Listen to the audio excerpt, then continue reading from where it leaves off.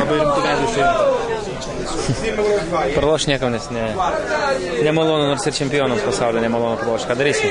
Pademonstravom tiek neblogą futbolą, aišku, jei mušė 2 fantastinius įvarčius, negalėčiau priekaištų neskirti nei vartininkų, nei gynėjams, nei niekam tiesiog įmušė fantastinius įvarčius, apžaidė, todėl kad jie geresni ir tiek, o pralošti, kaip sakant, niekam nepatinka. Ar viską daug maž, ką planavote vykdyti aikštėje? Na, gan neblogai gynėmės ir aštriai kontraatakavom, galėjom ir pasiekti įvartį, tai manau, kad maždaug įvykdėme, ką buvom suplanavę.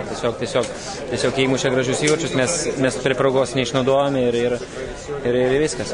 Ar daug teko pasikalbėti su italais aikštėje? Po rungtynių truputėlį keli žodis persimesti, tai daug su jais kalbėtis prie aikštėje neteko.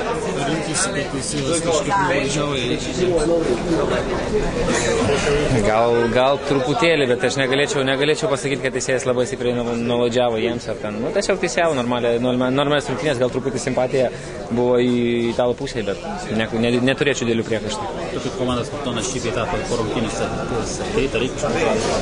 Po rungtynių jau, kaip sakant, mojuoti kumščiais jau per vėlų. Ne, tai su draugais sakau, po pirmo kėlinio gal truputėlį išsakėm keli žodžius, kad liko dar 45 minutės ir norėjosi kuo geriau sukovoti, stengiamės.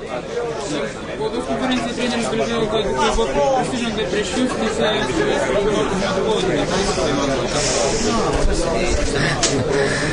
reikia pažiūrėti gerai video medžiagą, dabar sunku kažką komentuoti. Ant karštų ir man taip norėtųsi pasakyti, bet geriau pažiūrėti video medžiagą, tada nuspręsti, kad dabar neįsišokti, kaip sakant, ne vietą ir ne laiku. Jie, man atrodo, buvo daugiau nusiteikę rimčiau ir vis tiek jie prieš Neapolį rungtynės buvo, galim sakyti, fiziškai silpniau pasiruošę, nes buvo tik pasiruošimo sezonas dabar, kaip sakant, buvo pilnos formos ir matosi tikriausiai, kad tikrai neblogai atrodo.